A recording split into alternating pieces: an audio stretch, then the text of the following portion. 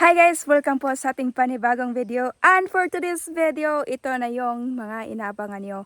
Kasi ipakikita natin sa inyo guys yung magkakaroon po tayo ng update po dito sa aming bahay. As in, matagal na po akong hindi nag-vlog at ngayon ay talagang ipakita ko sa inyo ng buo yung yung natatapos dito guys, no? After po sa aking pag-customer service, 1 year po yung experience natin. At tapos nakapag-ipon-ipon ako sa pagtatrabaho ko ng customer service dahil yung sahod ko sa customer service ay nasa 28 to 25. Kinakaltasan na po yan ng SSS, Pag-ibig, ano pa bang meron kami, PhilHealth. So yung is nasa 28 or to 25. Depende po kung mag-overtime. As in, nakapag-try ako ng overtime doon, 12 hours a day. Talagang napakahirap. Wala nang time, so hindi ako masyadong nag-vlog. At ngayon, nandito po ako sa province at saka nag-end of contract.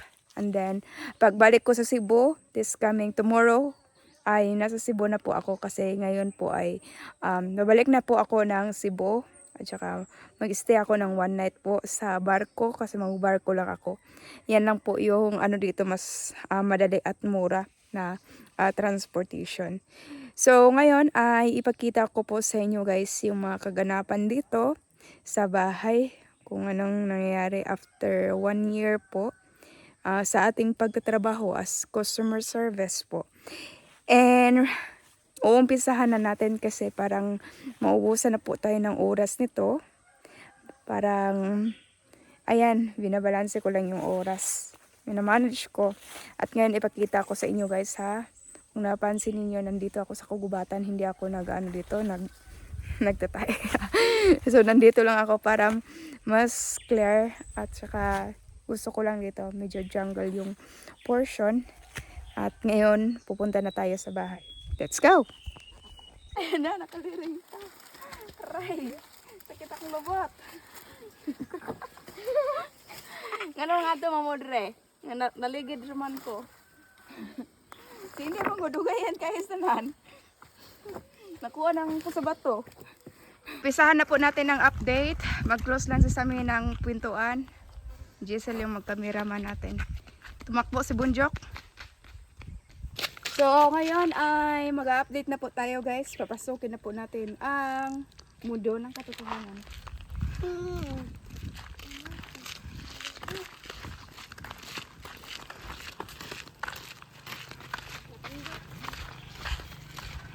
So, syempre, wala pa kaming hallway dito guys na yan. Actually is yung plan ko dito. Kailangan po siya ng hallway. Siminto po siya. Hallway tapos may flower box. Patungo po doon dito sa aming balcony.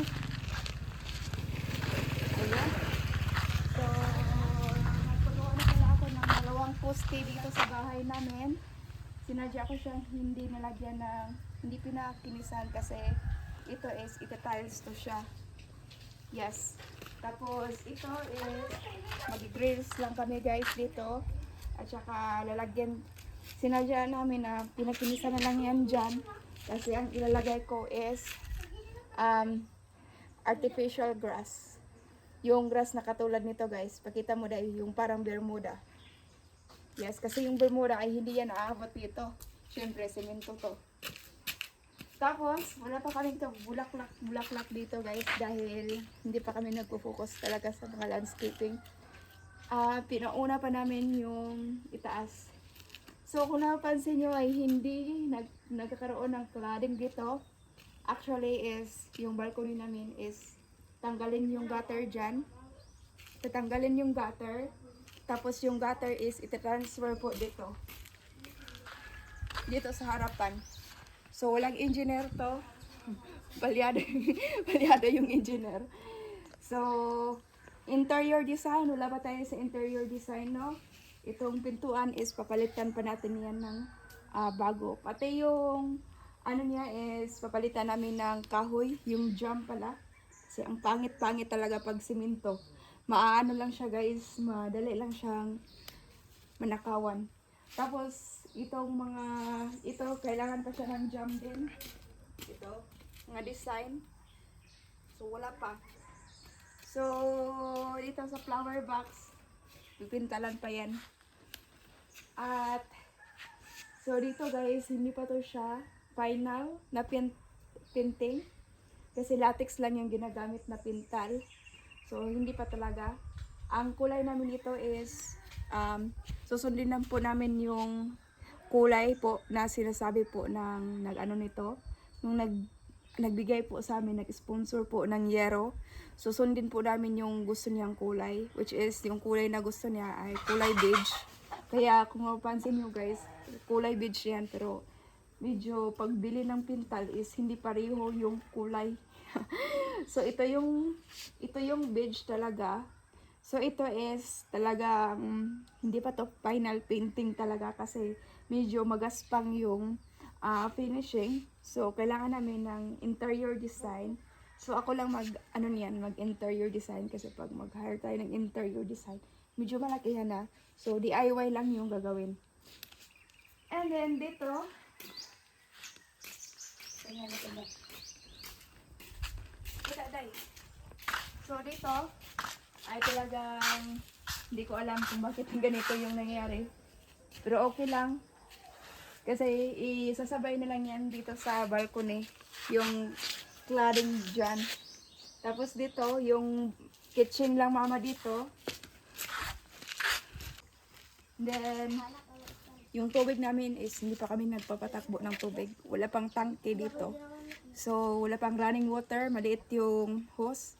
Kailangan namin ng pamalakasan na tubig at pamalakasan yung tubig na malinis. So, gusto ko yung gagawin is yung tubig doon sa kabila. Kasi medyo malamig siya at malayo sa mga tao.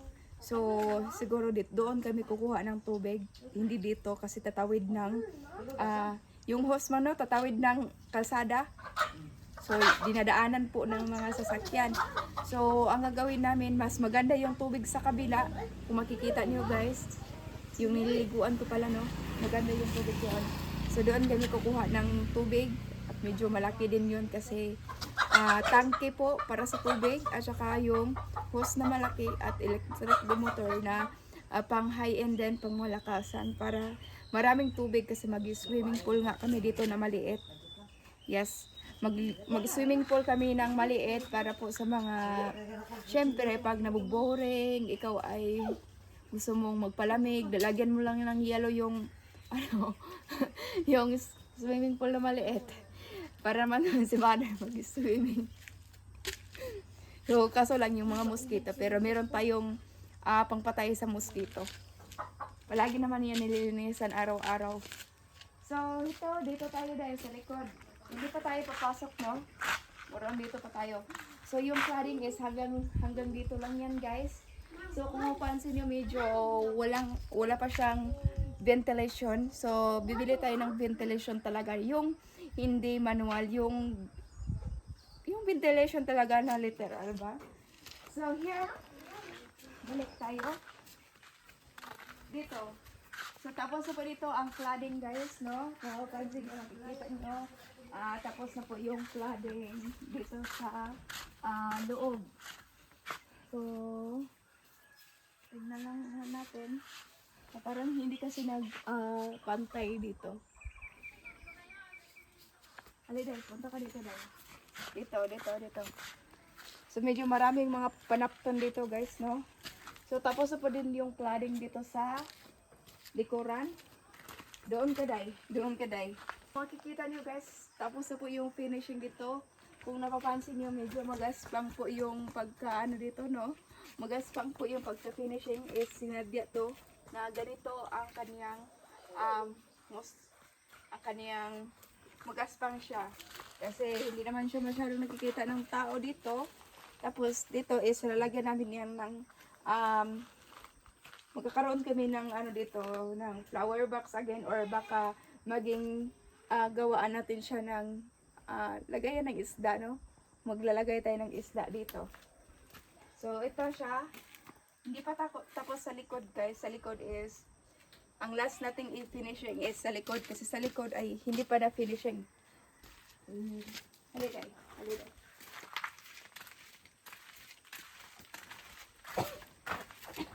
Ay, sa gilid. Ito ay hindi pa tapos talaga dito, no? This is laundry area. So, hindi pa siya tapos. Kailangan pa siya ng another extension dito na ilang pinig. Sure ba? Basig na ilang pinig. Basig na ilang pinig din. Medyo yung kahoy dyan is nagkaroon ng ng tawag yan. Parang nalalapa na siya. So, siguro papalitan yan. Papalitan yung kahoy. Pag magkaroon ng extension dito, papalitan yan. Kasi medyo malata na yung kahoy dyan. Medyo bata siguro yung kahoy, kaya ayan, yung malata. Kaya yung gutter namin is, yung nilagay is hindi na talaga siya. Tatanggalin yan, papalitan ng bakal. So what I afraid for is yung kahoy. Kasi madali siyang malalanta lang talaga. So balik tayo doon. Ayan. So ito po ang likuran niya. Sa pang balcony ay hindi pa tapos yung balcony natin, no? Grass lang yung balcony natin at artificial grass. This year is ito lang po yung natatapos namin, gutter at saka cladding at saka painting. Pasok tayo. Pasok tayo. Pasok na tayo, guys, no?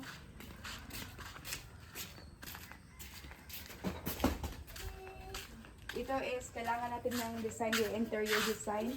Kasi medyo pangit tingnan yung mga simento dyan. At dito, dahil tingnan sa baba. So, finishing na din. Kailangan na dito is mga cabinet. Cabinet na yan, pero hindi pa namin pinagawa.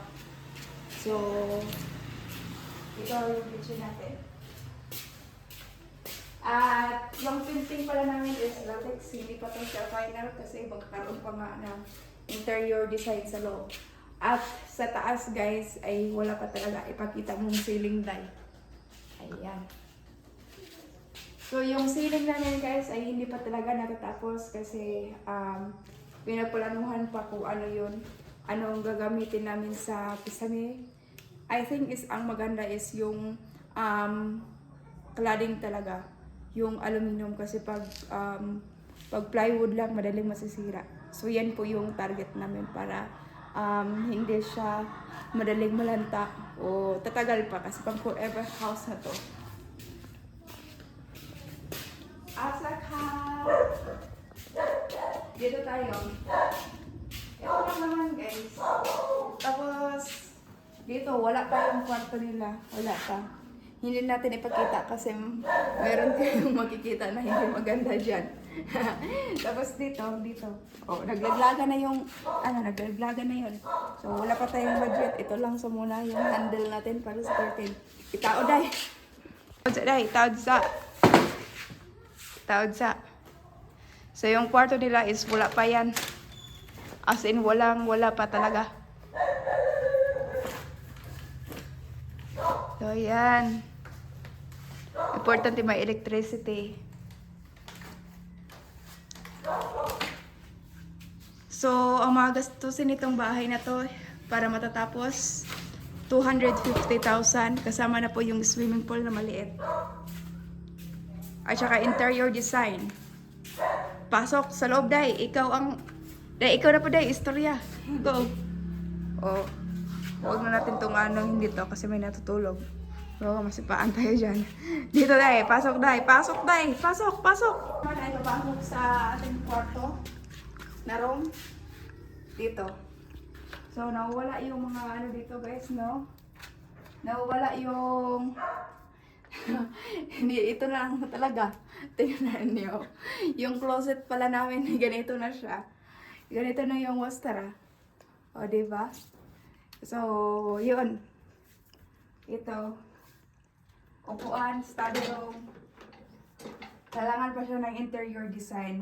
Ang medyo malaki yung interior design natin ito. Mga almost like magagasto natin sa interior design is nasa 100,000. Tapos, yung iba, yung sa everything, So, sinadya ko siyang semento guys kasi ang gagamitin natin is, ang gagamitin natin pala sa ating, hindi siya tiles. Yes, hindi po tayo magta-tiles. Ang gagamitin ko po is yung carpet na pwede siyang malalabhan. Yes.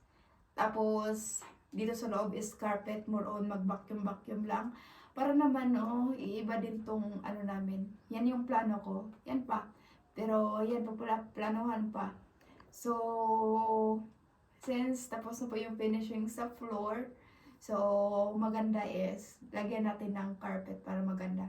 Pang lamisa, hindi pa kami maglamisa talaga. Kasi yung lamisa na kukunin namin is yung lamisa, yung table dining na tag, magkano yun day?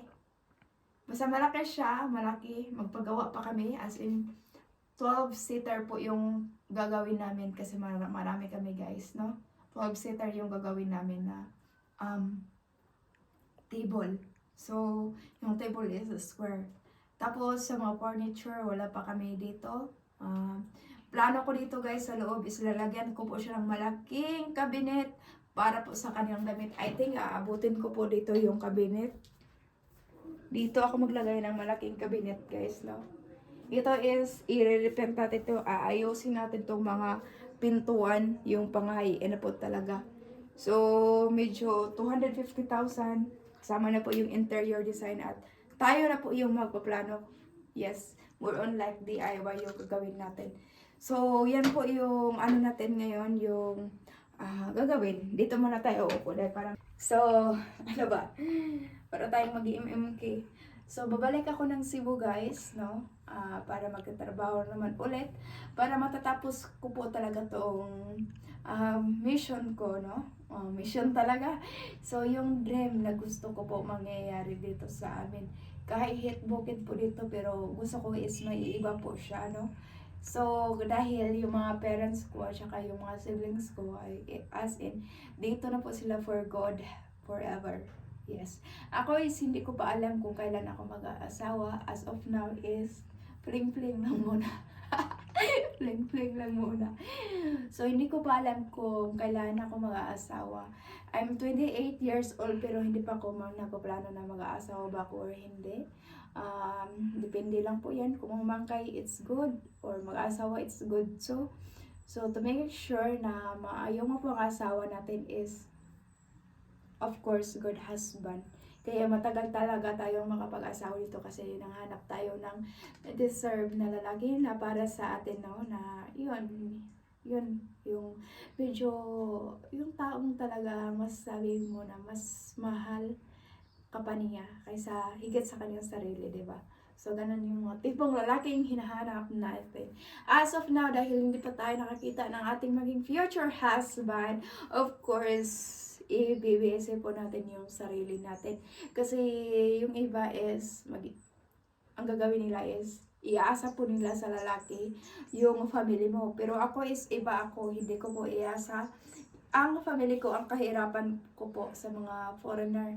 So, ang gusto ko mangyari is, pagsikapan ko po, kahit meron nga akong sakit, spinal nerve tumor, pero yun nga, hindi tayo mag-aasa sa iba. So, ito is sariling pagsisikap, pinagpuyatan at pinagpawisan. Alam niyo kung gaano ako nagtatrabaho sa customer service, lahat ng mga sakripisyo doon, as in, sobrang sakit ng likod ko, pero kinakaya ko, pinipilit ko yung sarili ko para lang po talagang matatapos ko po to guys. As in, matatapos ko na to siya kung hindi pa ako tumutulong ng kunti dito sa aming pamilya. Kasi nag-aaral pa talaga sila minsan is sulas ng mga pagkain. Siyempre makatulong din, tutulungan din natin sila ng kunti, di ba? So kaya sa akin is mahirap as of the moment, lalo na is ako pa yung nagtatrabaho dito sa amin. As in, yun lang, source of income, ang pagtatrabaho ko. Kaya nga, nag-stop ako sa YouTube kasi medyo mahina yung YouTube ko, parang hindi talaga mabubuhay. Kaya yan, lumilipad ako ng Cebu para makipagsapalaran at doon. Nakikipagsapalaran ako at ngayon babalik na naman ako para po mag-focus ako talaga. So, yun lang yung update natin sa buhay natin, no? Dito sa province namin, kung ano yung mga kaganapan. Pero tapos dito is yung cladding at saka gutter. Magkano ba yung nagasto natin sa gutter, Day? Mga 40, no? Something. Mga 40,000. Yes. Mga 40,000 plus yung nagasto namin sa pag-install ng gutter. Tsaka sa ano naman, sa simento. Meron nga, simento. Hindi ko na alam kung magkano yung nagasto. I think this year, yes, yung nagasto ko sa bahay is like mga 100,000 something. 100,000 plus. So, hindi na po natin hahabain ang kwento natin ngayong bagong taon. Ang gusto ko lang mangyayari this bagong taon is good health. Kasi pag good health ako, marami ako magawa. I'm more productive. At saka, yun nga. So, mas mabilis mag-activate yung isipan natin. So, yung plano ko ngayon, yung goals ko is that kung hindi man, gusto ko yung malaking sahod na customer service. At kung hindi ako makikita, like, ang plano ko, yung target ko is 40,000. Yun yung goal ko talaga. Pero pag hindi ako makikita ng 40,000 yung sahuran, of course, diretso ako sa pag-VA para lang talaga matatapos dito. Kasi hindi lang naman ang bahay yung inatupag ko. Of course, meron din akong saving. So, yung saving ko is na anuhan ko guys, no, nagastuhan ko kasi di na lang, of course, dito sa ating family, kailangan meron tayong manala, meron tayong mabibili sa kanila. Mahirap din po ang buhay nila dito, lalo na yung farming nila, sa pag-rubber tapping nila, as in, maliit na yung kita nila sa income nila sa pag-farming. Tapos, hindi pa masyadong malakas yung farming dito sa amin talaga. Siya, sobrang mahal po dito sa bukid. Kaya laki na lang talaga na merong magtatrabaho kaysa wala. So, yun po yung target natin today. And I hope guys na supportaan niyo po ako para yun, matupad po to.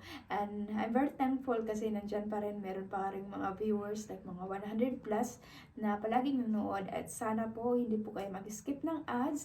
At supportahan niyo po ang aking pag-vlog, pag-share at saka paghihikayat din sa mga friends niyo na yan, supportaan yung vlog ko. Maraming salamat po sa lahat ng mga tagapanood at nang malasakit po sa akin. Thank you so much and have a wonderful Happy New Year everyone.